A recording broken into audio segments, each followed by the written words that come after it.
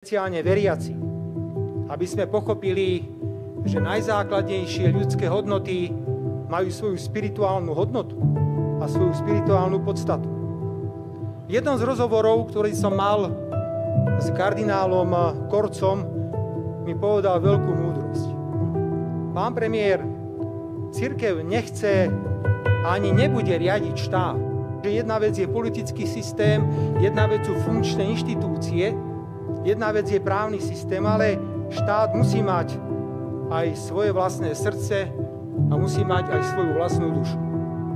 Chcem povedať veľmi jasne, že pre mňa a pre mojich kolegov kresťanstvo nie je nejaká dogma, ktorá by nás obmedzovala. Ale naopak chcem povedať, že pre nás je to niečo, čo nazývame elementom normálnosti. My považujeme kresťanstvo za niečo, čo dáva tejto spoločnosti normálny rozmer.